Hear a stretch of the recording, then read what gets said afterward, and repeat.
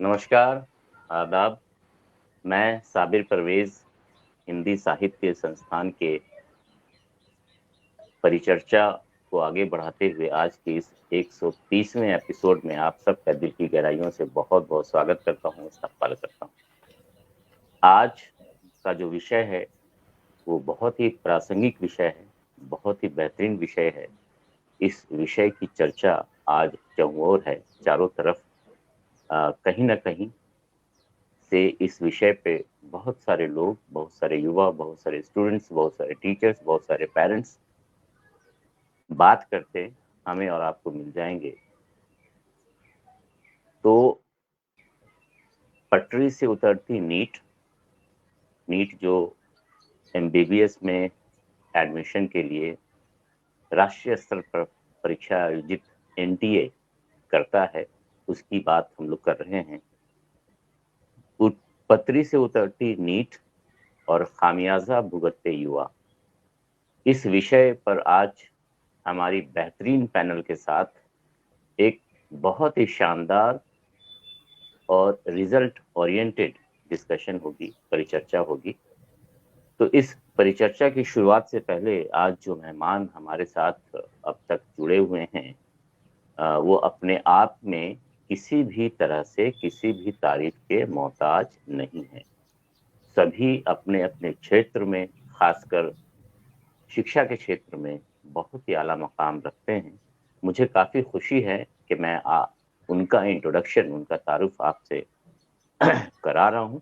हमारे साथ वरिष्ठ प्रोफ़ेसर जो गुजरात से तशरीफ़ फरमा है, आर्ट एंड कॉमर्स कॉलेज के प्रोफ़ेसर हैं, डॉक्टर गोपाल शर्मा जी, आपका बहुत-बहुत स्वागत है सर। बहुत-बहुत इस्तकबाल है आपका इस परिचर्चा में। नमस्कार सर। नमस्कार सर। और उसके बाद जी सर। एक बहुत ही बेहतरीन सामाजिक कार्यकर्ता, सोशल वर्कर जो लोगों के बीच रहकर लोगों के मुद्दे को उठाती हैं, उस पे चर्चा करती हैं और लोगों को एक दिशा देने की हमेशा कोशिश करती हैं। मेरी मुराद मोहतरमा सुनिधि मलिक जी से है। सुनिधि जी, आपका बहुत-बहुत स्वागत है, बहुत-बहुत इस्तकबाल है। नमस्कार और बहुत ही शुक्रिया मेरा इतना प्यारा परिचय देने के लिए। उसके बाद हमारे साथ एक बहुत ही होनहार युवा मौजूद हैं, बहुत ही बेहतरीन शख्सियत है जिनकी, जनाब पंकज कुमार साहब बीटेक स्टूडेंट हैं। आपका भी बहुत-बहुत स्वागत है। नमस्कार और सर, और आपका बहुत-बहुत धन्यवाद इस श्रृंखला में हमें साथ जोड़ने के लिए। जी, और सबसे पहले मैं हिंदी साहित्य संस्थान के तमाम पदाधिकारियों का, खासकर विभा राज वैभवी जी, राजीव अग्रवाल जी, सुदर्शन शर्मा सुधी जी, सुरेंद्र शर्मा सागर जी और तमाम पदाधिकारियों का दिल की गहराइयों से, तहे दिल से शुक्रिया अदा करता हूँ कि इस तरह की समसामयिक विषयों पर वो परिचर्चा करवाते हैं, जिससे हम सबको चीज़ों को और अच्छे से समझने में बहुत ही आसानी होती है और उसका हल निकालने में हमें किसी भी परेशानी का सामना नहीं करना पड़ता है। नीट के बारे में थोड़ा-सा मैं अपनी जानकारी के लिए कुछ बातें रखना चाहता हूँ। नीट का फुल फॉर्म है national eligibility cum entrance test, जो भारत भर में एमबीबीएस के कोर्स में एडमिशन के लिए 10+2 के बच्चों के बीच एंट्रेंस एग्ज़ाम करवाती है और जो बच्चे उसमें क्वालीफ़ाई करते हैं अच्छे मार्क्स से, उन बच्चों का एडमिशन एमबीबीएस में, खासकर सरकारी कॉलेजेस में होता है। सरकारी कॉलेजेस की फ़ीस कम होती है, इसलिए उसमें एडमिशन एक गरीब बच्चा भी, एक एवरेज बच्चा भी ले सकता है। मतलब मेरिट के बेसिस पे बच्चे कॉम्पिटिशन में पार्टिसिपेट करते हैं और मेरिट में आते हैं और उनका एडमिशन होता है।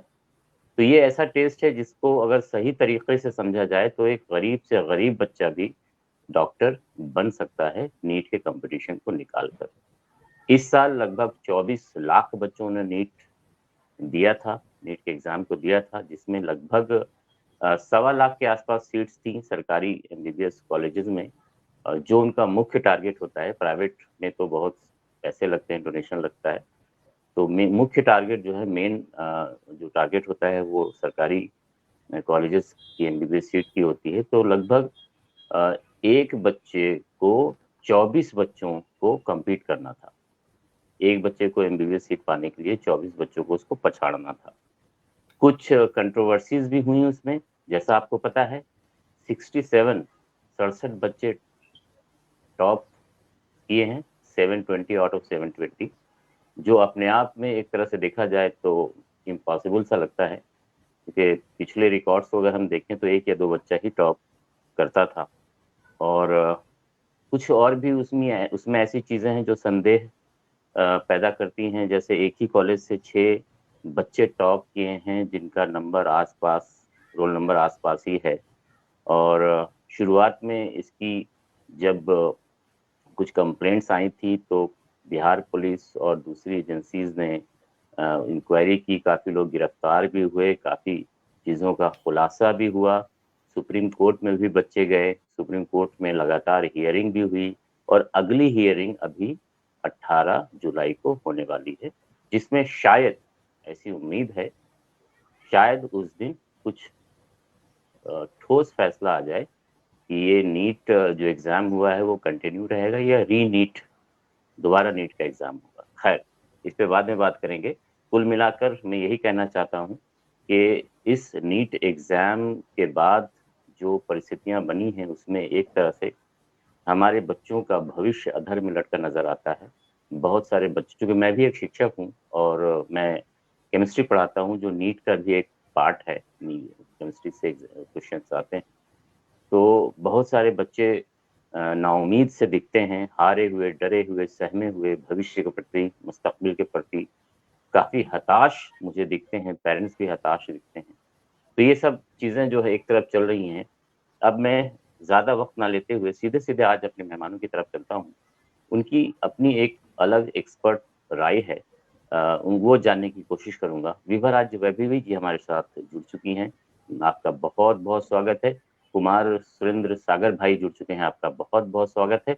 और भी जितने मेहमान हमारे साथ जुड़े हुए हैं सभी का इस्तकबाल करता हूँ, और सबसे गुजारिश करता हूँ कि आप बने रहें, अपना आशीर्वाद, अपनी मोहब्बत, अपनी शफ़क़त, अपनी इनायत हमें बहुत अच्छे-अच्छे मैसेजेस के ज़रिए देते रहें। और अगर आपके मन में कुछ सवाल है तो ज़रूर पूछें, हमारे एक्सपर्ट्स बैठे हुए हैं। गुलशन ग्रोवर साहब तशरीफ़ फरमा है, आपका बहुत-बहुत स्वागत है। तो मैं सीधे-सीधे चलना चाहूँगा आदरणीय गोपाल शर्मा जी की तरफ, जो प्रोफ़ेसर हैं और बहुत गहरा इन मामलों पे, इन विषयों पे गहरी जानकारी रखते हैं। सर, आपकी निगाह में ये चीज़ें आपको कैसी लगती हैं? मैं आपकी राय जानना चाहूँगा। स्वागत है आपका।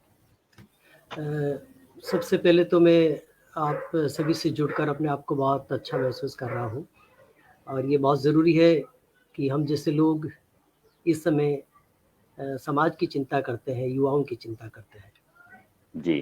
दरअसल साबिर साहब, इसकी नीट की जो भूमिका को हम देखें, जी। आपने बहुत बड़ी भूमिका रख दी, उस पर मैं बात नहीं करूँगा।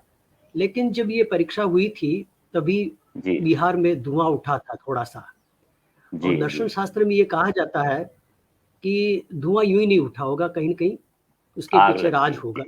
हाँ, आग जी, जी, लगती है जी। तभी। तो जी। सवाल इस व्यवस्था को लेकर तभी खड़े हो गए थे, और जी, जिस जी। तरह से आनन-फानन में रिज़ल्ट डिक्लेयर किया गया, 14 जून जी, को जी, होने जी, वाला जी। था, वो 4 जून को बिल्कुल, कर दिया बिल्कुल। गया। ये एक बिल्कुल, बहुत बिल्कुल। बड़ी बात है कि ऐसा क्यों किया गया, जो शंका के दायरे में सारी चीज़ों को डालता है। बिल्कुल। मैं ये मानता हूँ कि नीट जैसी परीक्षाएँ और दूसरी परीक्षाएँ जो हमारे देश में पेपर लीक हो रही है, और आपने एक बहुत अच्छा-सा शब्द इसके लिए यूज़ किया कि पटरी से उतरती। मैं तो ये कहूँगा जी। कि उतरती नहीं है, एक एक्सीडेंट किया गया है, जानबूझ कर के एक्सीडेंट हुँ। किया गया है हमारे युवाओं के साथ, हमारे युवाओं के भविष्य के साथ। जी। तो ऐसे जानबूझ कर किए गए एक्सीडेंट का इलाज जी। ख़्याल से बहुत मुश्किल होता है, और हुँ। ये इलाज, मुझे एक शेर याद आता है कि मेरा कातिल मेरा मुंसिफ है, वो क्या मेरे हक में फैसला देगा।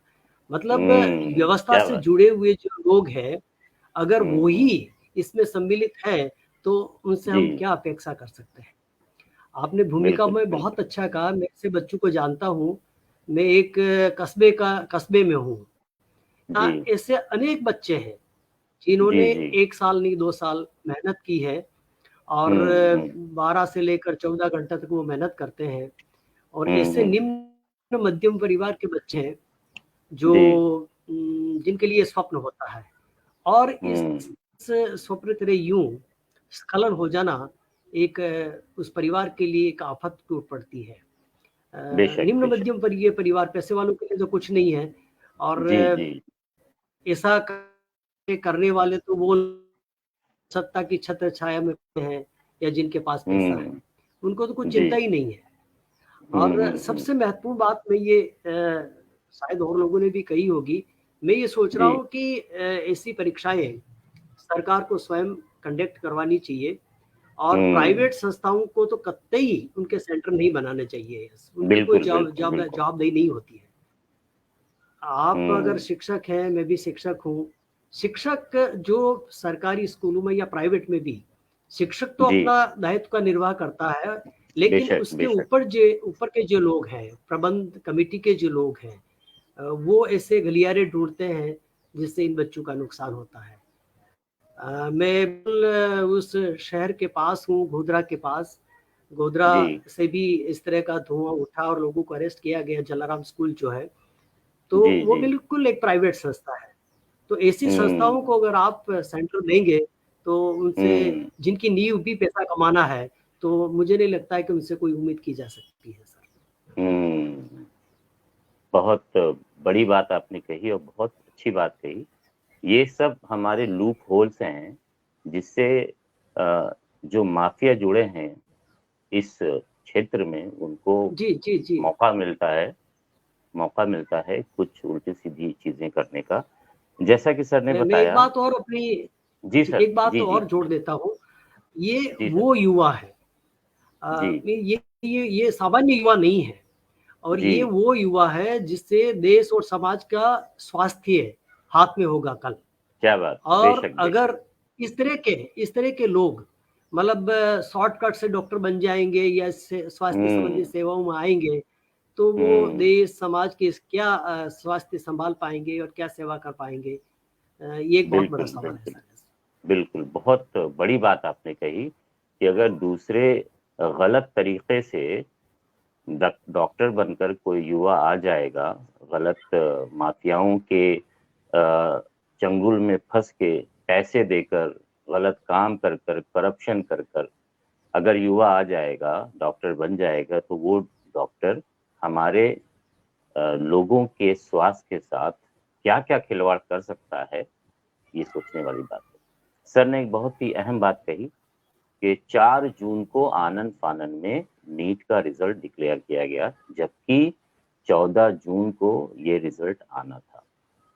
4 जून को शायद इसीलिए उन्होंने डेट चुनी क्योंकि 4 जून को आम चुनाव के रिजल्ट आने वाले थे और ये बात कहीं ना कहीं दब जाए, ये लोगों का कहना है। आप सब एक्सपर्ट बैठे हुए हैं, अपनी बातें रख रहे हैं। और सर ने कहा कि कई साल बच्चे मेहनत करते हैं। एक एवरेज में देख रहा था तो इसमें से कुछ बच्चे 6-7 लाख के आसपास वो बच्चे होते हैं जो 12th दे रहे होते हैं और साथ साथ नीट दे रहे होते हैं, लेकिन ज्यादातर बच्चे, लगभग 60-70% बच्चे वो होते हैं जो 3 साल 4 साल लगातार मेहनत करते हुए, नीट की तैयारी करते हुए, दिन रात एक करते हुए मेहनत करते हैं, एग्जाम देते हैं, जिनकी उम्र 18 से 22 साल के बीच है, वैसे कैंडिडेट ज्यादा होते हैं। और उनकी इतनी बेहतरीन, इतनी शानदार और इतनी जबरदस्त मेहनत के बावजूद अगर उनका रिजल्ट नहीं आ पाता है और कोई गलत तरीके से 720 में से 720 ले आता है या और भी टॉप पोजीशन हासिल करता है, तो ये अपने आप में बहुत ही हतोत्साहित करने वाली बात है, नाउम्मीद करने वाली बात है। और ऐसा युवा जो इतनी मेहनत करता है वो नाउम्मीद हो जाए तो देश कभी आगे नहीं बढ़ सकता।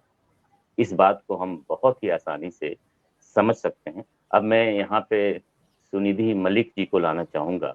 सर ने बहुत अच्छी, गोपाल सर ने बहुत अच्छी बातें कही, बहुत सारी चीज़ों को वो सामने लेकर आए। सुनिधि जी, आपका मैं ख्याल जानना चाहूँगा इस मसले पर। नमस्कार सभी को। मैं गोपाल सर की बात से बिल्कुल सहमत हूँ। और जी नीट रिलेटेड ये भी हुआ था कि एक सेट पे कुछ कंफ्यूजन हो गई थी, उसकी वजह से उन्हें 2 क्वेश्चन पेपर दे दिए गए थे। 2 क्वेश्चन पेपर अच्छा। देने के बाद 15 मिनट बाद ये सब कंफ्यूजन दूर हुई, तो 15 मिनट बाद पेपर उनका शुरू हुआ। फिर हम्म। जब 720 मार्क्स आते हैं, इसमें नेगेटिव मार्किंग होती है, बट किसी किसी के मार्क्स है 719 718। जी जी जी तो ये इशू हुआ कि ये मार्क्स कैसे आ सकते हैं। तो जी। नीट का कहना था, उनका कहना था वो कि कह रहे ये थे मार्क्स ग्रेस मार्क्स दिया है।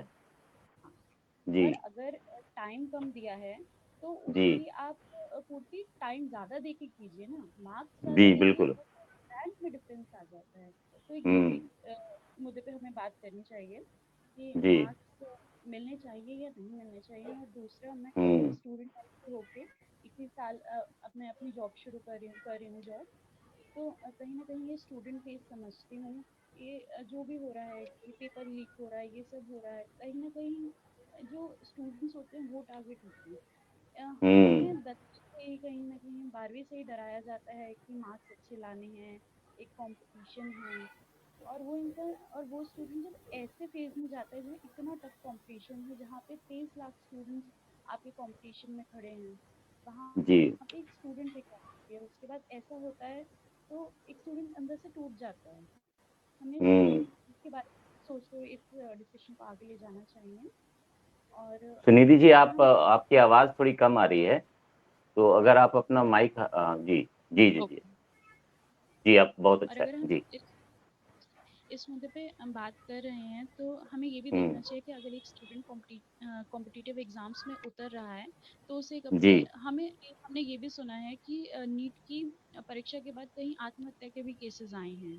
जी जी तो जी अगर बिल्कुल हम बिल्कुल। कंपटीशन में उतर रहे हैं तो हमें अपना मानसिकता को इस तरह से बना के रखना चाहिए कि आगे जो भी हम्म चुनौतियां आने वाली हैं हम उनसे हम्म। लड़ के आगे बढ़ें, ना कि ये कदम उठाएं। मेरा यही कहना हम्म। है कि हमें स्टूडेंट्स पे भी फोकस करना चाहिए, उन पे क्या बीती है ये। जी, धन्यवाद। बहुत बड़ी बात आपने कही। और वाकई जो बच्चे लगातार कई सालों से मेहनत कर रहे हैं और उनको उनकी मेहनत का फल नहीं मिल रहा है, तो डिप्रेशन में जाकर कई सारे बच्चों ने आत्महत्याएं भी की हैं। ये हमारे लिए बहुत ही शर्म की बात है। हमारा जो युवा है वो हतोत्साहित होकर ऐसे कदम उठा रहा है जो ना उसके लिए बेहतर है, ना उसके परिवार के लिए, ना देश के लिए बेहतर है। इन सब चीज़ों को बहुत ज़रूरी है कि सरकार और दूसरी सारी एजेंसियां बहुत ही सीरियसली रोके। जो चीज़ें हो गई हैं वो ठीक है, लेकिन अब से एक ऐसा सिस्टम बनाया जाए जिससे ये सारी चीज़ें ना होने पाए समाज में। अब मैं सीधे-सीधे एक ऐसे छात्र की तरफ चलना चाहूँगा जो शायद बच्चों की पीड़ा, बच्चों की मेहनत, बच्चों को उसके मेहनत के हिसाब से फल ना मिलने के बाद जो परेशानी होती है उसको वो आसानी से समझ सकते हैं। मेरी मुराद श्री पंकज जी की तरफ है, मैं पंकज जी की तरफ जाना चाहूँगा। आप बताएं, आपका क्या ख्याल है इस मसले पर? नमस्कार सर, सबसे पहले तो नमस्ते। मैं आपका धन्यवाद करूँगा कि आपने मुझे इस काबिल समझा कि मैं यहाँ पर आकर अपनी बात रख सकूँ। मैं स्वागत है। जेईई का छात्र हूँ। मतलब अच्छा। जैसे नीट मेडिकल स्टूडेंट्स के लिए होता है, वैसे जेईई होता है इंजीनियरिंग छात्रों के लिए। जी तो जी जी। मैंने सन 2021 में जेईई की परीक्षा पास की थी, उसी साल मुझे कॉलेज मिल गया और जी अभी मैं अपने कॉलेज के चौथे साल में हूँ। वही मेरा भाई, उसने 2023 से नीट की परीक्षा वो दे रहा है और अच्छा। उसका मतलब एम है कि उसे मेडिकल करना है, एमबीबीएस जी। करना है अच्छे कॉलेज में। पिछले हम्म साल कुछ कारणों से वो नहीं हो पाया। इस साल इतना बड़ा बवाल हुआ, इतना हंगामा हुआ, उस चक्कर में उसका फिर जी। से 1 साल बर्बाद हुआ। तो मतलब हम्म। कहीं न कहीं मैं पीड़ा समझता हूँ, मेरा खुद का भाई परीक्षा दे रहा है। मेरे कई जी दोस्त हैं जी। जो 3 या 4 साल से लगातार परीक्षा दिए जा रहे हैं। और हम्म ऐसे हालात में जब नीट पहले से निकालना इतना मुश्किल है, कुछ ऐसी हम्म। घटना घट जाए, यहाँ पे मतलब कि बच्चे जो मतलब देश का भविष्य हैं, जिन्हें देश के लिए कुछ करना है, वो पढ़ लिख कर अपने देश के लिए कुछ करना चाहते हैं, वो उन्हें फिर बेशक। सड़कों पे उतरना पड़ता है, उन्हें जा कर के लड़ना हम्म। पड़ता है अपने हक के लिए। ये क्या और बात इस समय पे एनटीए कुछ अच्छा-सा क्या कहें उसे, कुछ अच्छा बयान दे, इसको समझाने की बजाय वो अलग बहाने बना रही है। जी जी तो जी इसमें जी। मुझे शहाब जाफरी साहब का एक शेर याद आता है, जिसे हाँ, हमारी स्वर्गीय मंत्री श्रीमती सुषमा स्वराज जी ने भी कहा था संसद भवन में कि जी। तू इधर उधर की ना बात कर, ये बता कि ये बता काफिला के क्यों काफिला लूटा। क्यों लूटा, क्या बात। तू इधर उधर की ना बात कर, ये बता कि काफिला क्यों लूटा, हमें रहजनों से गिला नहीं, तेरी रहबरी का सवाल है। सवाल है, कि क्या बात है, क्या बात। कि हमें किसी और से मतलब नहीं, हमने तुम पे भरोसा किया था कि हम परीक्षा दे रहे हैं, हमारा हम्म। भविष्य तुम्हारे हाथों में, देश का भविष्य तुम्हारे हाथों में, लेकिन तुम इसके साथ ऐसे खिलवाड़ कर रहे हो, जी। तो इसमें हम तुम पर बेशक। कैसे भरोसा करें। सन बेशक। 2012 तक नीट सीबीएसई कंडक्ट कराता था, फिर उसके जी। बाद ये जिम्मा एनटीए को दिया गया। अब एनटीए हम्म। बहुत सालों तक एनटीए काफी अच्छे से करा रही है। इस वर्ष मतलब ये देखा जाए तो भारत के लिए काफी महत्वपूर्ण वर्ष था। लाइक हमारे सबसे बड़े चुनाव चल रहे थे उस जी जी समय, जी। और फिर जैसा सर ने कहा कि 14 जून की बजाय 4 जून को ही कर दिया गया, क्योंकि हम्म। उस समय की सबसे बड़ी न्यूज थी देश के चुनाव। तो उस समय हम्म। एनटीए को लगा कि शायद लोग भूल जाएंगे, वो ज्यादा कुछ होगा नहीं, लेकिन वो ये हम्म। भूल गए कि ये भारत की जनता है, ये हर चीज एकदम देख देख कर निकालती है। तो वही बिल्कुल देखकर बिल्कुल। फिर एनटीए की ऐसी छोटी छोटी खामियां निकल के आई। और जैसे सर ने कहा कि कुछ 67 बच्चों को 720 में से 720 मिला। हम जी। मानते हैं कि भारत में बहुत सारे प्रतिभाशाली युवा हैं, लेकिन हम्म। ये भी किसी चमत्कार से कम नहीं लगता कि इतने सारे बच्चों में 67 बच्चों को 720 में 720 मिले, और उनमें से 6 हम्म। लोग एक ही सेंटर से हों जो आसपास बैठे हों। हम्म।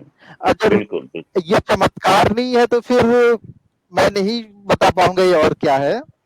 तो इसीलिए जी जी। एनटीए बहुत जगह से खामियां की, बहुत सारी चीजें। और सर गोपाल सर ने भी कहा कि जब एग्जाम चल रहे थे तब भी बातें निकल के आई थी कि पेपर लीक हुआ है, हम्म। लेकिन उस समय भी एनटीए ने उसको ध्यान नहीं दिया। उसके बाद परीक्षा के रिजल्ट पहले घोषित किए, ग्रेस मार्किंग, उन्होंने बहुत बहाने बनाए, लेकिन अभी तक कोई ठोस वो बयान नहीं दे पाए कि ये आखिर चल क्या रहा है। 8 तारीख, हम्म। 11 तारीख, 18 तारीख, ये मतलब अभी भी जी सुनवाई चल रही है सुप्रीम कोर्ट में। जी जी जी। मेरे दोस्त जो अभी क्या कहते हैं काउंसलिंग का इंतजार कर रहे हैं, वो अभी हम्म। तक उन्हें पता नहीं कि उन्हें फिर से परीक्षा देनी पड़ेगी, या अभी जो है उस हिसाब से उन्हें काउंसलिंग में कोई सीट मिलेगी या नहीं। तो मतलब हम्म। ये भी कहीं अंदर से डरे डरे पड़े हैं। इनको लग रहा है कि अब क्या करेंगे। लाइक या तो भविष्य का 1 साल बर्बाद होगा, या फिर किसी हम्म। छोटे से कॉलेज में जहां पर उतनी सुविधाएं उपलब्ध नहीं होंगी, इतनी मेहनत हम्म। करने के बावजूद उन्हें उससे संतोष करना पड़ेगा। तो ये जी जी मैं जी। कहूंगा मेरे हिसाब से कि सही नहीं है। 18 तारीख को सुप्रीम कोर्ट अपना फाइनल फैसला देने वाली है, तो मैं उम्मीद करता हूं कि कुछ उसमें से ठोस निकल के आए, कि जो इन बच्चों को भी ध्यान में रखे। ये बिल्कुल। बच्चे साल भर मेहनत करते हैं, बहुत सारी चीजें इन्हें छोड़नी पड़ती है, आसपास दोस्तों से बात नहीं होती, घर में खाना पीना सब भूल कर 18 घंटे 20 घंटे से पढ़ रहे हैं। तो अगर ये बिल्कुल। इतनी मेहनत कर रहे हैं तो इन्हें इनके मेहनत का फल इन्हें मिलना चाहिए। उनको नहीं मिलना चाहिए जो कुछ धांधली करके ऐसे 720 से 720 हम्म। ले आए, या फिर उन्होंने कुछ और अपने तरीके आजमाए होंगे। तो मैं बस यही बेशक कहूंगा कि बेशक। एनटीए ने तो नहीं सुनी, कम से कम सुप्रीम कोर्ट इन बच्चों को उनका हक दिला पाएगा। क्या धन्यवाद। बात है, बहुत बहुत बड़ी बात आपने कही और बहुत हक वाली बात कही आपने।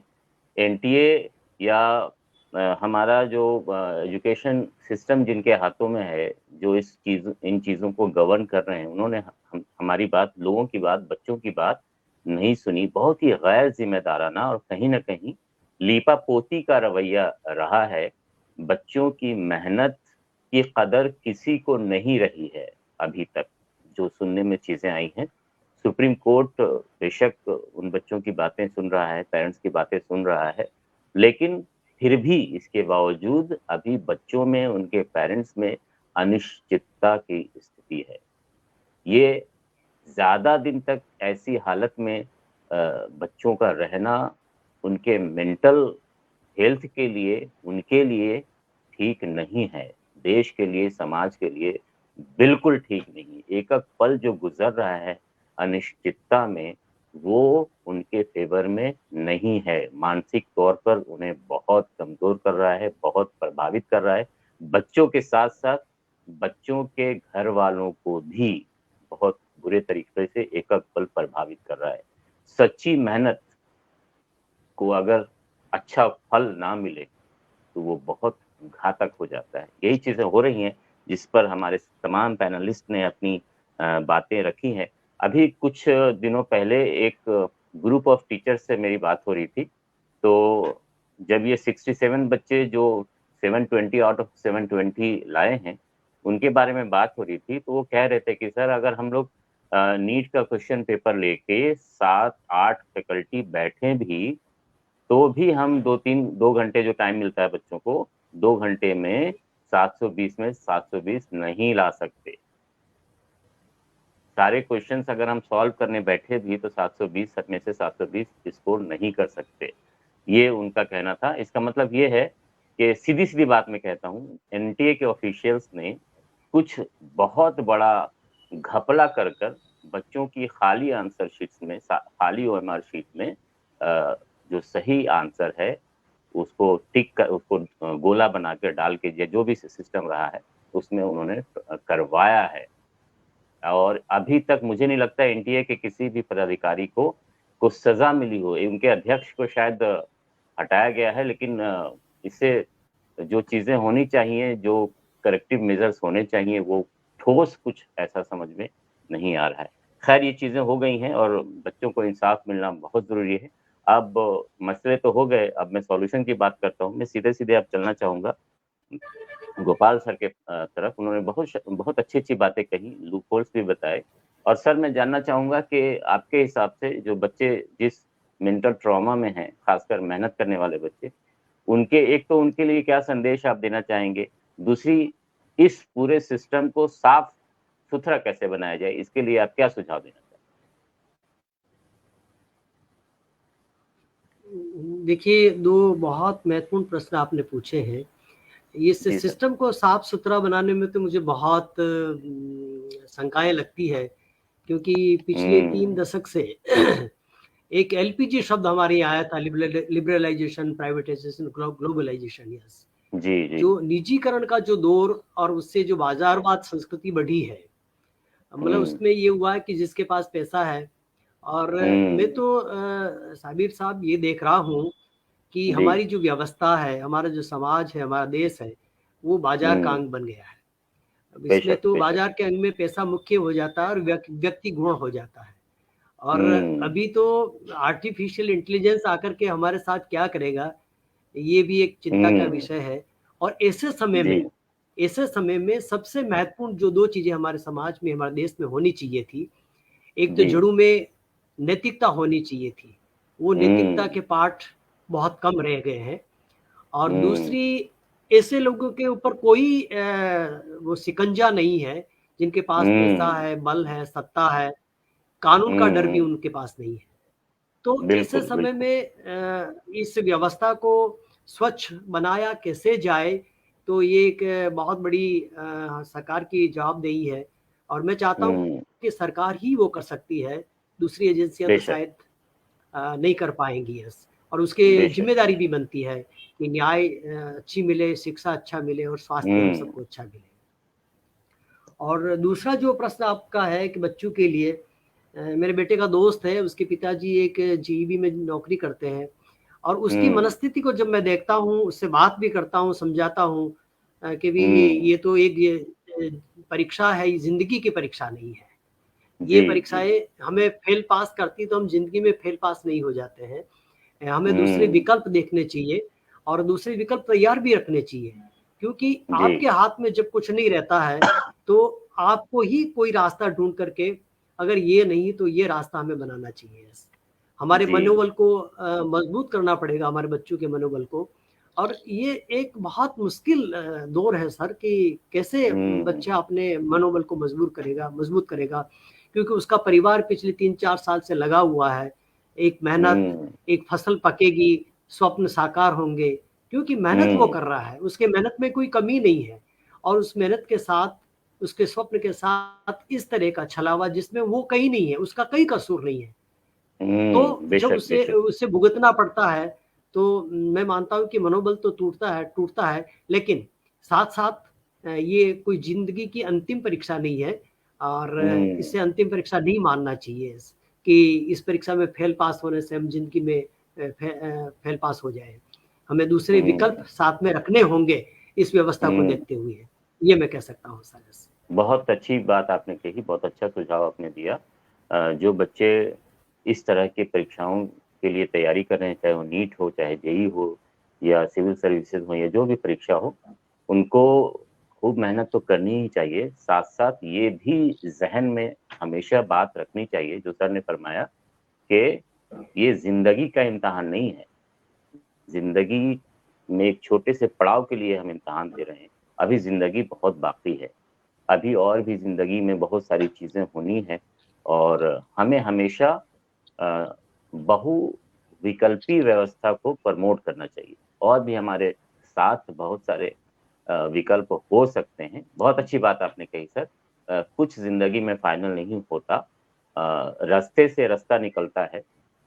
जी सर। तालीम, एजुकेशन, शिक्षा जो है कभी व्यर्थ नहीं जाती और ज़ाहिर-सी बात है ये काफ़ी बोल्ड डिसीज़न होता है क्योंकि बच्चे थोड़े से इमोशनल ज़्यादा होते हैं, तो ये बातें समझ नहीं पाते। लेकिन फिर भी जो सर आपने बातें कही हैं कि बच्चों को हमेशा मेंटली स्ट्रॉन्ग रहना चाहिए और ये कभी नहीं समझना चाहिए कि ये अंतिम लक्ष्य है हमारा, ये आखिरी एग्ज़ाम है ज़िंदगी का। ये ज़िंदगी के कई सारे इम्तिहानात होने हैं, उसमें से एक छोटा-सा इम्तिहान और आगे भी बहुत कुछ अच्छा होना है, इस पर मुकम्मल यकीन और भरोसा बच्चों को रखना चाहिए, बच्चों के पेरेंट्स को रखना चाहिए क्योंकि जी, जी, जी, जी। जो इमीडिएट जो सोर्स है बच्चों के लिए, वो या तो उनके माता-पिता हैं या उनके टीचर्स हैं। तो जी, जी, बिल्कुल सही इन बात है। इन इनको भी जो है बच्चों को हमेशा प्रोत्साहित करते रहना चाहिए, उनका मान-सम्मान, उनका हौसला बढ़ाना चाहिए, उनकी काउंसलिंग करते रहनी चाहिए कि बेटा ये चीज़ें जो हैं फाइनल नहीं हैं। ये एक ज़िंदगी का एक छोटा-सा हिस्सा है, ज़िंदगी नहीं है। हमारे बीच आदरणीय पुष्पलता तनेजा जी तशरीफ़ फरमा है पटल पर, लगातार बनी हुई हैं, अपनी दुआओं से, मोहब्बतों से नवाज़ रही हैं। बड़े भाई सुरेंद्र शर्मा सागर भाई बने हुए हैं। पुष्पलता तनेजा जी का सवाल है, Sabir ji, is there any guarantee that paper will not leak again if 1000 children appear again for exam?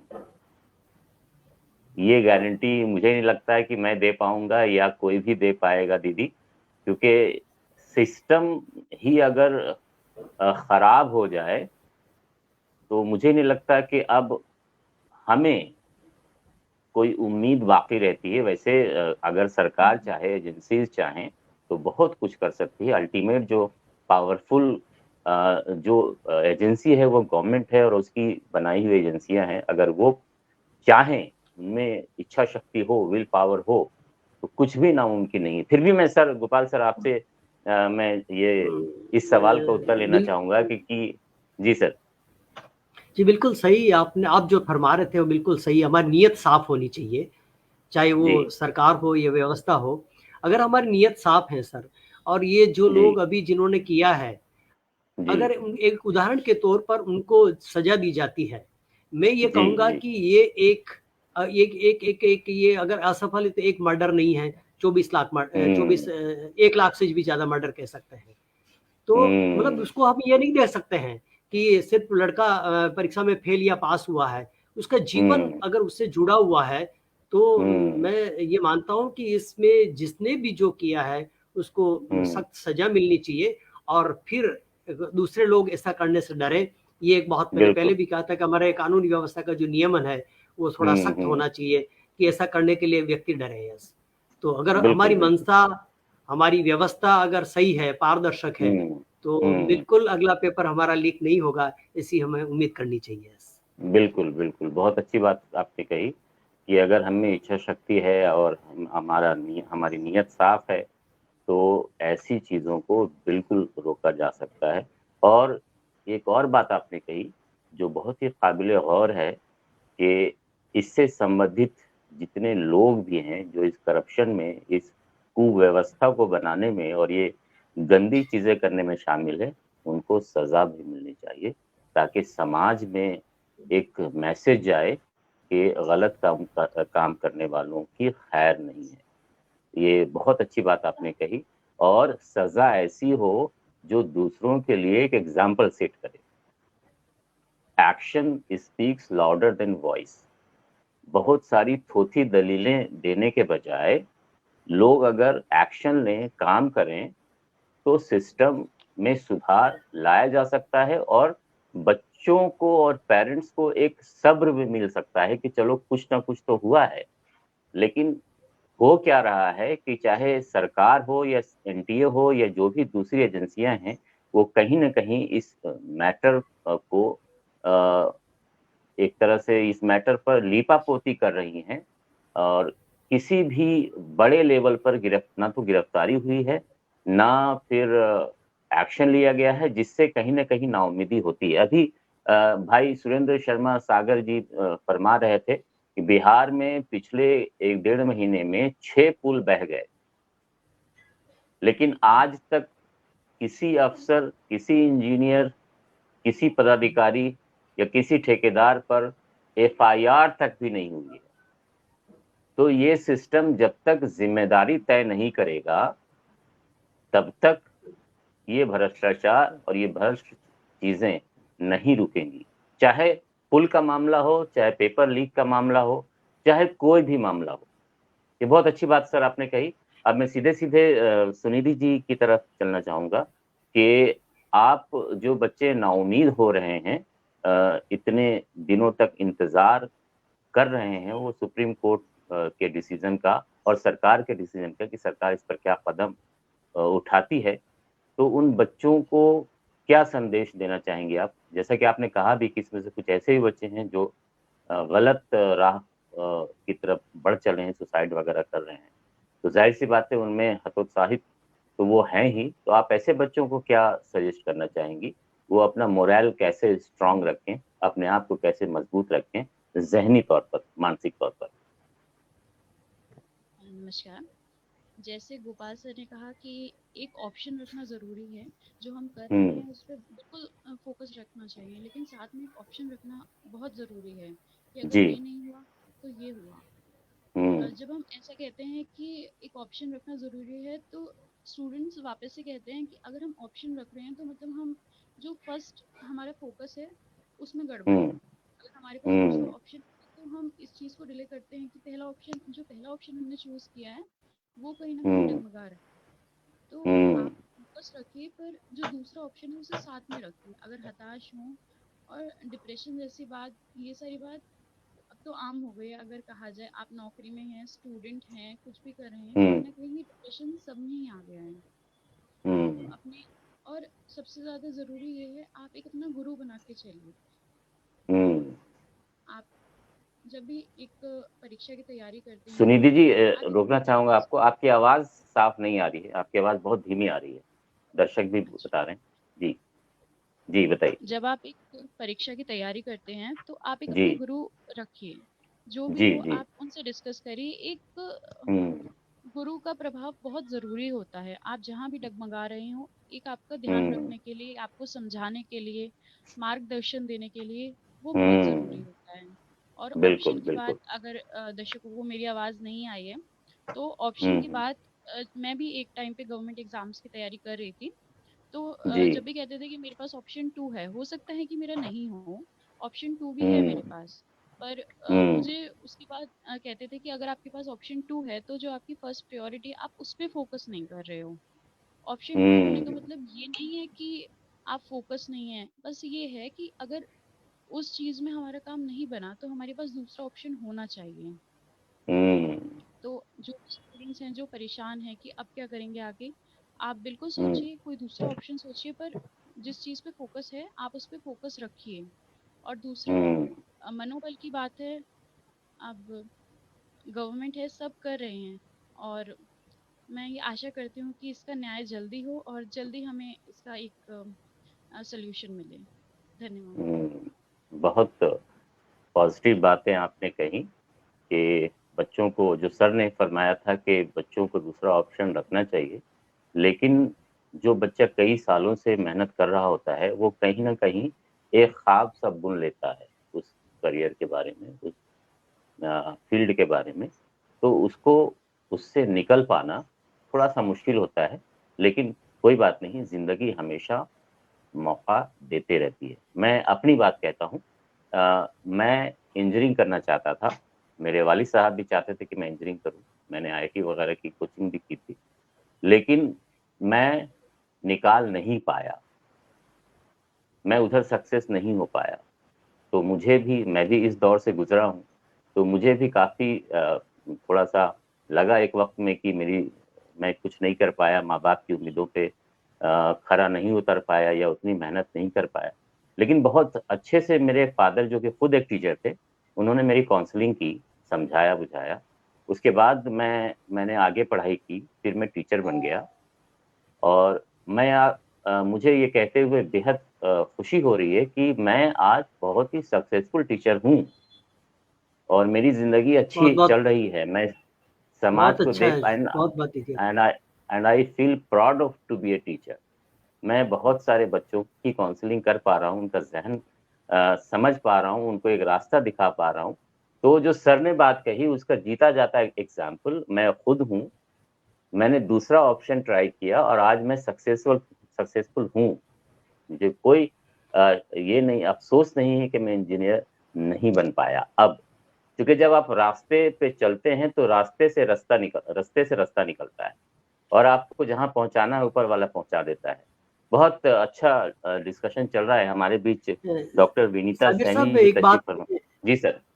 Ji. Ji add करना फरमाएँ। चाह रहा सुनिधि जी की बात को लेकर के, और आप अपने आप को टीचर मानते हैं और बहुत बड़ी बात है।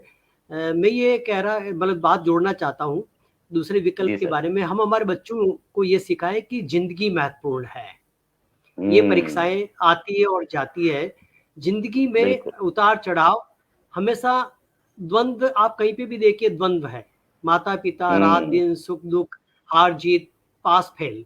तो एक स्वाभाविक हुँ, और सबसे महत्वपूर्ण जिंदगी महत्वपूर्ण है। जिंदगी क्या में बात! अगर आप ये मानते हैं, तो अगर ये नहीं तो ये तो हो ही जाएगा, और वो बच्चा इतनी मेहनत कर हुँ, रहा है, मैं मानता हूँ कि इतनी हुँ, मेहनत कर तो निश्चित तौर पर वो दूसरे विकल्प में जुड़ते ही सक्सेस होगा। लेकिन हुँ, उसको ये रास्ता दिखाने वाले आप जैसे टीचर की ज़रूरत है, और टीचर हुँ। का कोई विकल्प नहीं है सर। Thank you. बेशक, बेशक, बहुत बड़ी बात आपने कही। हमारे साथ संजय पौदार भाई जुड़े हुए हैं, मुसलसल बने हुए हैं शुरू से, अपनी दुआओं से, अपनी मोहब्बतों से, अपने कमेंट्स से हमारी हौसला अफ़ज़ाई कर रहे हैं। डॉक्टर विनीता सैनी जी अभी ट्रैवल कर रही हैं, फिर भी वो हमारे साथ जुड़ी हैं, अपना आशीर्वाद दे रही हैं। पायल जी, बसंत श्रीवास्तव जी, डॉक्टर अमरेंद्र वर्मा जी, डॉक्टर लता तनेजा दीदी, गुलशन ग्रोवर जी, सुरेंद्र शर्मा सागर जी, विभा जी, सभी का बहुत-बहुत शुक्रिया अदा करता हूँ। आप बहुत ही बेहतरीन तरीके से सुन रहे हैं और अ, हमारी हौसला अफ़ज़ाई कर रहे हैं और आप बीच-बीच में अपने प्रश्न भी रख रहे हैं। इसका मतलब ये है कि ये चर्चा बहुत ही सार्थक है। ये आप तक पहुँच रही है, सभी तक पहुँच रही है। जो बातें यहाँ की जा रही हैं, उसको आप समझ रहे हैं, अपने विचार रख रहे हैं और साथ-साथ हमारी हौसला अफ़ज़ाई भी कर रहे हैं। आप सबका बहुत-बहुत शुक्रिया। ज़ियाउर रहमान जाफ़री साहब तशरीफ़ फरमा हैं, आपका बहुत स्वागत है। गलत चीज़ों की शुरुआत हमेशा लोगों से होती है, पर नुकसान हमेशा आम लोगों का होता है। डॉक्टर ज़ियाउर रहमान जाफ़री साहब बता रहे हैं, बहुत अच्छी बात कह रहे हैं कि हमेशा अमीर लोग ही इस तरह की चीज़ें समाज में फैलाते हैं, जिससे दूसरों का, मेहनती बच्चों का, गरीबों का, जो ईमानदारी से मेहनत करते हैं, उनका नुकसान होता है। बिल्कुल सही बात है।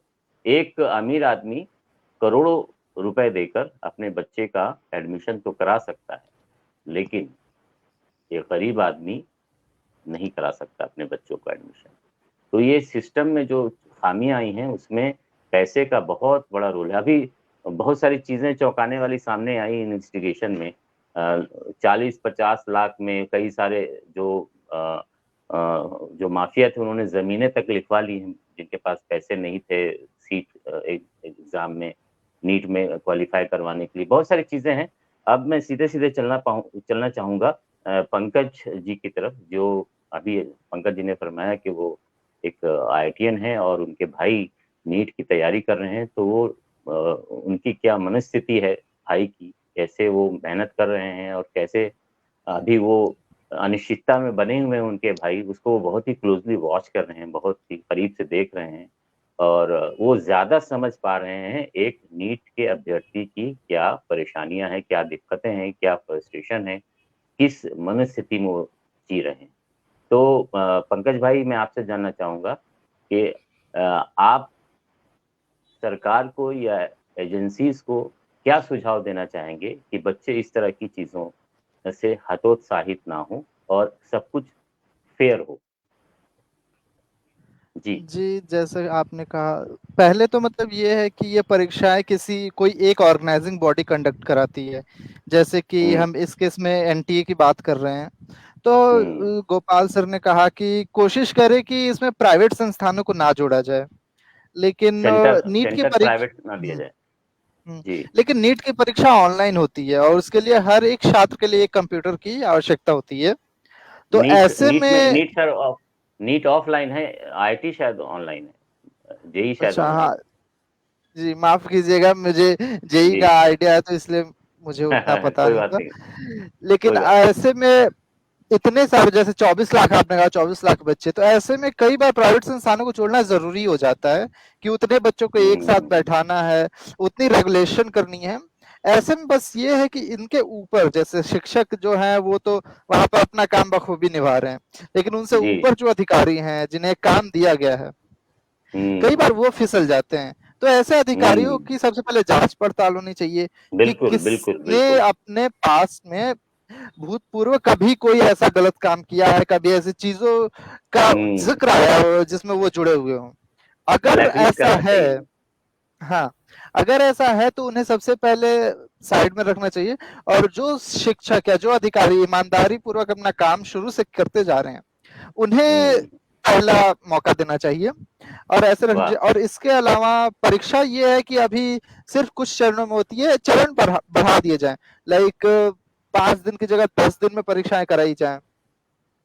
ऐसे में ये होगा कि सबके सवाल बदलेंगे, तो ऐसा जरूरी नहीं है कि पहली परीक्षा वाला दूसरी परीक्षा कुछ बता पाएगा, और ऐसे में प्राइवेट संस्थानों को कम से कम जोड़ा जाएगा, ये एक फायदा हमें होगा। और उसके अलावा सरकार जो है, सरकार इन सब मामलों को थोड़ा करीब से देखे। सरकार अक्सर होती है कि ये चीजों को है एनटीए को दे दिया, सीबीएसई को दे दिया, वो अपना काम कर रहे हैं।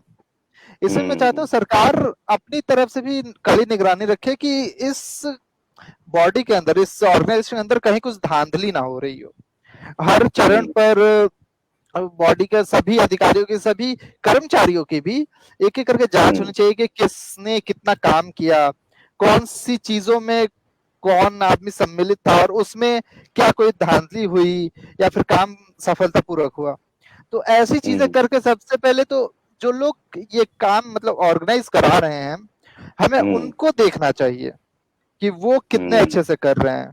जो अच्छे से कर रहा है उन्हें दूसरा मौका दीजिए, जो अच्छे से नहीं कर रहा है फिर उनके साथ उसी रूप से लाइक कोई ना कोई उपाय उनका निकालना चाहिए, या तो सस्पेंड किया जाए, ट्रांसफर किया जाए। क्योंकि ये बात ऐसा नहीं है कि सिर्फ हाँ एक पेपर लीक हुआ है। एक पेपर लीक होने से बहुत सारे बच्चों की फ्यूचर में उनके दिक्कत आती है, उनका साल बर्बाद होता है। मेरा एक और मित्र, जैसे मैंने बताया मेरा भाई अभी कर रहा है, उसके अलावा मेरा एक और मित्र है, वो पिछले करीब 3-4 सालों से परीक्षा दे रहा है, उसका अभी भी नहीं निकल पा रहा है। इस साल उसने कहा था, उसने बहुत कड़ी तैयारी की थी, उसका निकलना मतलब वो कह रहा था कि हो जाएगा उसका, लेकिन अंत समय पे पेपर लीक हो गया, तो फिर उसकी 1 साल की नहीं, उसकी 4 साल की मेहनत बर्बाद हुई है। तो ऐसे विषय, तो ऐसे मतलब अगर हम देखें तो हमें समझ में आता है कि सिर्फ छोटी बात नहीं है, बहुत बड़ी बात है। तो इसलिए हर इंसान जो मतलब इसमें सम्मिलित है, उस हर इंसान की निगरानी होनी चाहिए कि कहीं से भी पेपर लीक ना हो। ये मतलब थोड़ा लंबा प्रोसेस होगा, लेकिन इसका जो फल है वो बहुत अच्छा होगा, क्योंकि अगर जो लोग इसके हकदार हैं वही आगे जाकर डॉक्टर बन रहे हैं, तो भारत की मेडिकल कंडीशन बहुत ज्यादा सुधर जाएगी। तो जी, मतलब मैं बहुत यही अच्छी बात कहूंगा आपने कि कही। प्रत्येक जी, इंसान की निगरानी होनी चाहिए। बेशक धन्यवाद। बेशक। डॉक्टर विनीता साहनी जी एक बहुत ही तकनीकी सुझाव दे रही हैं कि हर क्वेश्चन पेपर हर सेंटर में अलग हो। अब ये कितना पॉसिबल हो सकता है, ये तो मैं नहीं कह सकता, लेकिन ये एक बहुत ही अच्छा सुझाव है। और वाक़ई अभी पंकज जी आपने, सुनिधि जी आपने और गोपाल सर आपने बहुत ही बेहतरीन सुझाव दिए हैं, जहाँ तक इस परीक्षा को बहुत ही फेयर कराने की बात है और जहाँ तक बच्चों की मनोबल बढ़ाने की बात है। फिर भी अब इस आखिरी प्रोग्राम के आखिरी पड़ाव में मैं सीधे-सीधे एक बार और आप सबकी राय लेना चाहूँगा। जैसा कि सभी वक्ताओं ने कहा कि सिस्टम में बहुत ही ज़्यादा खामियाँ हैं, जिसका खामियाज़ा बच्चे, बच्चों के पेरेंट्स और कहीं न कहीं ये समाज और आगे चलकर ये देश भुगत रहा है और भुगतेगा। हमारा नौजवान, ऐसा माना जाता है और ये बात सही भी है कि भारत नौजवानों का देश है और नौजवान अगर हतोत्साहित होता है, नौजवान अगर नाउम्मीद होता है, नौजवान अगर फ्रस्ट्रेट होता है, नौजवान अगर परेशान, हैरान, नाउम्मीद होता है, तो इससे सबसे पहले तो उसके घर वालों पर, समाज पर, देश पर बहुत बुरा असर पड़ता है। और ये बात सत्ता में बैठे हुए, सत्ता के उच्च पदस्थ लोगों को ये समझनी चाहिए। नौजवान को हतोत्साहित नहीं होने देना है और इन सब चीज़ों से नौजवान हमारा हतोत्साहित हो रहा है, फ्रस्ट्रेट हो रहा है, परेशान हो रहा है, नाउम्मीद हो रहा है। और नाउम्मीदी से बढ़कर कोई बीमारी नहीं है। इस बीमारी से जितनी जल्दी हो सके नौजवानों को बाहर निकालने की ज़रूरत सबकी बनती है ज़िम्मेदारी, सरकार की भी, एजेंसीज़ की भी। सबसे बड़ा रोल तो सरकार का आता है। ये एजेंसीज़ अपने से थोड़ी बनाई गई हैं। ये एजेंसीज़ रात में या दिन में थोड़ी खड़ी हो गई हैं, इसको तो सरकार ने ही बनाया है। तो जब सरकार ने एजेंसी बनाई है और सरकार ने इसको कोई ज़िम्मेदारी दी है और उस ज़िम्मेदारी में ख़ामियाँ हैं, तो सरकार भी तो नहीं बच सकती। आपको बिल्कुल चंगुल में रखना है, जैसा कि पंकज भाई ने बताया कि कहीं न कहीं सरकार को सारी चीज़ें रिव्यू करने की ज़रूरत है कि आपका ये क्वेश्चन पेपर डिस्ट्रीब्यूशन सिस्टम है, आप सेंटर इस तरह से अलॉट करते हैं, किस बेसिस पे प्राइवेट सेंटर्स प्राइवेट स्कूल्स को सेंटर दे रहे हैं? क्या सरकारी संस्थान नहीं है जिसकी वजह से, जिसके बाद जो है आप प्राइवेट को दे रहे हैं? ये ट्रांसपेरेंसी होनी चाहिए और ज़िम्मेदारी फिक्स होनी ही चाहिए, सबकी। चाहे एनटीए के ऑफिशियल्स हों, चाहे सरकार के ऑफिशियल्स हों, चाहे सेंटर के ऑफिशियल्स हों या कोई भी हो, ज़िम्मेदारी होनी चाहिए और हकदार को उसका हक मिलना चाहिए। जो बच्चा 4-5 साल से मेहनत कर रहा है जिसके नतीजे जिसका फल, उस मेहनत का फल उस बच्चे को मिलना ही चाहिए। इस बात से मेरे ख़्याल से न कोई भी दर्शक इस बात से अलग नहीं है। जितने भी वक्ता हमारे स्क्रीन पे आज बैठे हुए हैं, सभी इस बात से मुत्तफ़िक़ रहेंगे, सभी इस बात से इत्तेफ़ाक रखते होंगे कि हकदार को, मेहनतकश को उसका हक, उसकी मेहनत का फल मिलना ही चाहिए। अब हम लोग आखिरी पड़ाव पे हैं, तो मैं सबसे पहले सर के पास जाना चाहूँगा। सर ने बहुत अच्छी-अच्छी बातें कहीं, बहुत बेहतरीन तरीके से एक तरह से हौसला अफ़ज़ाई की बातें कहीं। अब मैं सर आपके पास जाके जाना चाहूँगा और ये जानना चाहूँगा इसका समाधान क्या है? समाधान कैसे करें? शायद मुझसे ही पूछ रहे हैं। जी। जी, जी सर साबिर आप। साहब, मैं पंकज की बात को यूँ कहूँगा, पंकज ने ये बात उठाई कि भी प्राइवेटाइज़ेशन मतलब प्राइवेट संस्थाओं को देना ही पड़ेगा। हमारा देश बहुत बड़ा देश है और इसमें जो इलेक्शन होते हैं, उसमें एक भी प्राइवेट इंस्टीट्यूट को नहीं जोड़ा जा सकता है। इतने बड़े जी, इलेक्शन को जी। हम कर सकते हैं, तो ये क्यों नहीं कर सकते हैं? मैंने पहले भी कहा और फिर जोर देकर के कह रहा हूँ कि अगर हमारी नीयत साफ़ है, हमारी मंशा साफ़ है, तो इसमें कहीं कोई धांधलीबाज़ी नहीं हो सकती है। कहीं न कहीं लूज़ फॉल्स की वजह से ऐसी एजेंसियों को वो अवसर मिल जाता है कि वो अपना मनचाहा सिद्ध कर लेते हैं। तो सरकारी कर्मचारी के पास भले वो छोटा कर्मचारी हो लेकिन ईमानदार होता है और वो डरता है कि कहीं मेरी नौकरी नहीं चली जाए। अब ये प्राइवेट जो लोगों ने किया है उनका क्या जाएगा सर, उनके पास नौकरी भी नहीं है और वो तो प्रबंध मैनेजमेंट पे जुड़े हुए हैं। तो सजा अगर उनके मिलती भी है तो उनका जो कारोबार चल रहा है, जो मैं देख रहा हूँ, वो तो कारोबार तो चलता रहेगा, उनकी संस्थाएं चलती रहेगी और वो कुछ समय रह करके, और उनके पास सत्ता है, पावर है, पैसा है, तो वो वापस बाहर आराम से आ जाएंगे। एक अभी जो हुआ है, एक उदाहरण के तौर पर ऐसा हमें प्रतिस्थापित करना होगा, सरकार को प्रतिस्थापित करना होगा कि ऐसे लोगों को बख्शा नहीं जाएगा। और पंकज ने कहा कि भी पारदर्शिता, सर नहीं, साबिर साहब ने कहा कि एक जवाबदेही निश्चित करनी पड़ेगी और अगर जवाबदेही निश्चित होती है तो मैं मानता हूँ कि ये परीक्षाएं निश्चित तौर पर सफल होंगी और हमारा युवा बिल्कुल कभी निराश हताश नहीं होगा, ऐसी घटनाएं नहीं बनेगी। नीट ही नहीं, दूसरी परीक्षाएं जो भी हो रही है उसमें भी इस तरह का हो रहा है, हमारे टीचर्स के साथ हो रहा है, पुलिस के साथ हो रहा है। तो ये करना बहुत ज़रूरी है और अगर ये होता तो एक उदाहरण के तौर पर हमारी दूसरी परीक्षाएं भी समय पर होगी और उसमें लंबा नहीं खींचेगा। अगर जीवन में नौकरी समय पर मिल जाए और शादी समय पर मिल जाए, हो जाता है, तो जीवन सफल होता है सर। और अगर नौकरी में इस तरह की चीजें होती है तो उसका जीवन पटरी से उतर जाता है और वो चढ़ते चढ़ते चढ़ते फिर बहुत समय लग जाता है। तो मैं यही कहना चाहता हूँ। बहुत बेहतरीन बात आपने कही। यही होता है फायदा, अगर हम बुजुर्गों के बीच बैठते हैं ना कुछ अच्छी बातें सुनने को मिलती हैं, बल्कि अच्छी बातें हम अपनी जिंदगी में उतार सकते हैं। गोपाल सर, आपने बहुत अच्छी बातें कही, बहुत ही पॉजिटिव वाइब्स आपने पैदा कर दी। और वाकई जब इलेक्शन सरकार करा सकती है सरकारी कर्मचारियों पर अधिकारियों को लेकर सरकारी संस्थाओं के माध्यम से, तो ये एग्जाम क्यों नहीं करा सकती? Where there is a will there is a way. तो बहुत पॉजिटिव संदेश आपने दिया सर। हमारे बीच बड़े भाई पंकज कुमार खरे जी मौजूद हैं, जो खुद एक शिक्षक हैं। आपका बहुत बहुत स्वागत करता हूं भाई।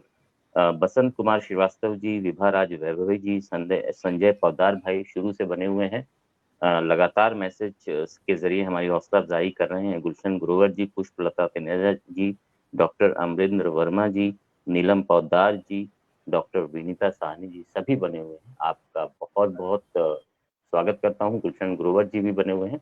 गोपाल सर, आपकी बातों से संजय भाई बहुत मुत्तफिक हैं, बहुत प्रभावित हैं और बहुत ही बेहतरीन वो रिएक्ट कर रहे हैं आपकी बातों को, और वाकई हम सब एग्री करते हैं आपकी बातों से। अब मैं सीधे सीधे सुनिधि जी आपके पास आना चाहूंगा कि आप इस सिस्टम को अच्छा रखने के लिए, अच्छा करने के लिए क्या सुझाव देना चाहेंगे? हम सभी ने सुना है ये कहावत, prevention is better than cure. हमें बिल्कुल। ये चीज तब पता चली 4 जून के बाद, जब रिजल्ट आया, उसके बाद पेपर लीक हुआ, ये सारी सिचुएशन हमें तब पता चली। लेकिन उसकी बैक स्टोरी क्या है, ये कहीं ना कहीं से तो शुरुआत हुई होगी। और मैं ये नहीं कह रही हूँ कि हर इंसान करप्ट है। जो इंसान करप्ट है और जो इंसान सही है, जो इंसान सही है उसे कहीं ना कहीं से पता था कि ये चीज होने वाली है, पर उसने आवाज नहीं उठाई। तो मैं ये चाहती हूँ कि हम जितने भी लोग हैं, शिक्षक, जितने लोगों ने एग्जाम कंडक्ट करवाया, वो जागरूक रहे। आप गलत नहीं है, लेकिन आप गलत चीज पे आवाज नहीं उठा रहे हैं तो आपसे ज्यादा गलत कोई नहीं बिल्कुल है। बिल्कुल बिल्कुल, बहुत सही बात आपने कही। जी जी। तो एमबीए में मैंने पढ़ा था, विसल ब्लोअर पॉलिसी होती है, ये कंपनीज में कराई जाती है कि एम्प्लॉय जागरूक रहे और जो गलत हो रहा है उसकी इंफॉर्मेशन पहुंचा दे वो अपने मैनेजर को, बिना किसी मीडियोकर के। और ना उसे इसकी बाद में इश्यू हो कि आपने तो इस बात पे आवाज उठाई, इस बात पे उसे कोई कोसे ना। सरकार को भी एक ऐसा सिस्टम बनाना चाहिए कि जो भी गलत हो रहा है वो इंफॉर्मेशन सरकार तक पहुंच जाए, बिना उस इंसान को कोसे जाने के डर से। बिल्कुल मैं यही कहना बिल्कुल। चाहूंगी, आप जहाँ भी हैं, जो भी कर रहे हैं, बस जागरूक रहिए और अपनी आवाज उठाइए। कभी भी बहुत शांत अच्छी मत बात रहिए कही, अगर आपको कुछ भी गलत दिख रहा है तो। बहुत अच्छी धन्यवाद। बात कही आपने। विनीता जी, सॉरी सुनिधि जी, जब नीट हुआ था ना, उसके दूसरे दिन मुझे कई सारे बच्चों ने बताया था कि हरियाणा में कहीं पे ऐसी घटना हुई है। लेकिन जो आपने बात कही कि जिन लोगों ने इन बातों को एज ए विसिल ब्लोअर आगे लाए कि ऐसी घटना हुई है, उन लोगों ने उतनी एनर्जी नहीं दिखाई, उतनी शिद्दत के साथ उन लोगों ने इन बातों को पब्लिक तक वो नहीं पहुंचा पाए, सरकार तक नहीं पहुंचा पाए, जिसकी वजह से बाद में ये सारी चीजें पता चली, जब तक काफी देर हो चुकी थी। एक बार जब रिजल्ट आ जाता है उसके बाद फिर मुश्किल हो जाता है चीजों को सही करना। उसमें एक और बात है, जो विसिल ब्लोवर होता है, हमारा सिस्टम इतना करप्ट हो चुका है, विसिल ब्लोवर के लोग पीछे पड़ जाते हैं। तो इससे भी कुछ लोग जो वाकई समाज में अच्छा करना चाहते हैं उससे डिस्करेज होते हैं।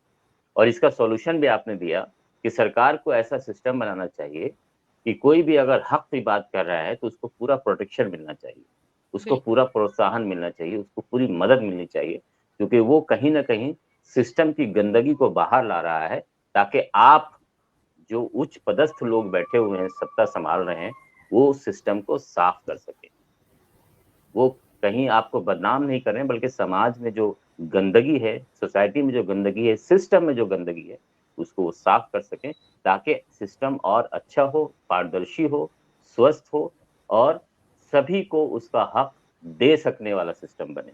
बहुत अच्छी बात आपने कही सुनिधि जी।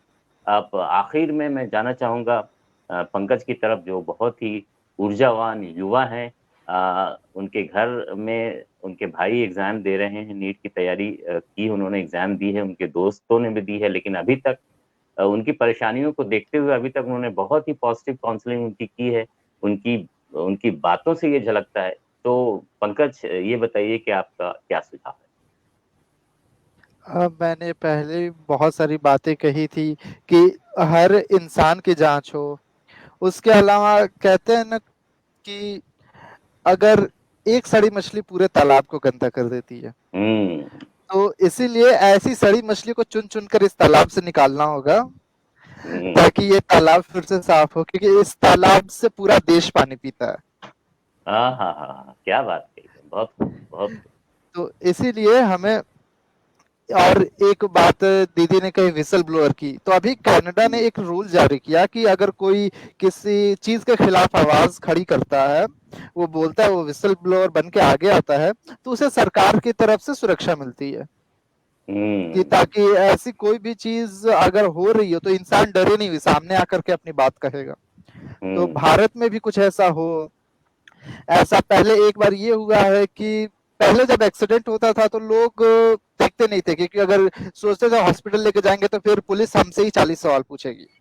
तो उस समय ये बात आई थी, सरकार ने ये नियम लागू किया था कि अगर आप ऐसे किसी की मदद करते हैं तो पुलिस आप पर कोई दबाव नहीं बनाएगी, आप पे प्रश्न पूछेगी, आपके पास यह हक है कि आप उसका जवाब दें ना दें, उसके अलावा मतलब आपके ऊपर कोई जिम्मा नहीं डाला जाएगा।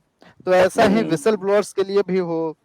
और भी मतलब बहुत सारी चीजें हैं, बहुत पुराना सिस्टम है और समय नया है, तो एक बार फिर से इसका पूरा रेनोवेशन करना जरूरी होगा, कि हर एक चीज, हर कड़ी जांच की जाए, क्योंकि अगर कड़ी कहीं भी कमजोर हो तो पूरी चेन कमजोर पड़ जाती है।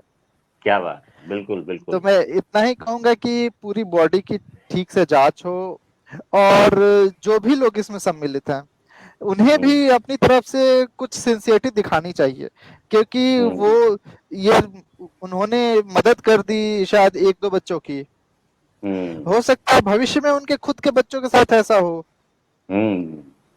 तो ऐसा ये नहीं है कि इससे सिर्फ कोई एक तबका प्रभावित है, इससे सारे प्रभावित होंगे। जो चीज हम आज करते हैं वो लौट के दोबारा जरूर आएगी। तो हमें इसका ख्याल रखना है कि जो काम कर रहा है उसके अंदर भी ये सिंसियरिटी हो कि हाँ, ये काम कर रहा हूँ तो अच्छे से करूँ। सरकार इस पे कड़ी निगरानी रखे, और ताकि जो बच्चा है वो उसका मनोबल बना रहे, उसे आगे चल के अच्छा डॉक्टर बनना है, उसे देश की सेवा करनी है। तो ऐसे में अगर कुछ गलत होता है तो उस बच्चे का मनोबल सबसे पहले टूटता है, और उससे हमारा ही भविष्य कमजोर होता है। और ये देश हमारा है, तो हमें ही इसके लिए आगे बढ़कर आगे आकर अपना योगदान देना होगा। तो मतलब एनटीए के कर्मचारियों से भी मेरी अपील है, जो सेंटर्स पे जो लोग काम करते हैं उनसे भी मेरी अपील है, और सरकार से भी मेरी अपील है कि इसे ये ना समझे किसी और की दिक्कत है, कि मैं कुछ करता हूं तो उससे किसी और का नुकसान होगा, मेरा नहीं होगा। इससे अंत में देश का ही नुकसान हो रहा है। तो बस ये है कि बेशक इसे अपना समझ के करेंगे तो फिर कुछ गलत नहीं होगा। धन्यवाद। बेशक, बहुत बहुत अच्छी बात आपने कही। तो देखिए हमारे नौजवानों की क्या सोच है, कितनी बेहतरीन बातें पंकज जी ने कही हैं। तो हमारे नौजवान इतना बेहतरीन सोच रखते हैं देश के लिए, समाज के लिए। वैसे नौजवानों के साथ अगर आप नाइंसाफ़ी करेंगे, उसकी मेहनत का बदला, उसकी मेहनत का सिला आप उसको नहीं देंगे, तो ये नौजवान कहीं न कहीं जाके भटकेगा। कहीं न कहीं जाके आपको, देश को बहुत नुकसान में डालेगा। तो ये चीज़ें ना हो, इसके लिए सिस्टम को सुधारना ज़रूरी है, बहुत ज़रूरी है। सिस्टम को गंदा करने वाले लोगों को सज़ा देना ज़रूरी है।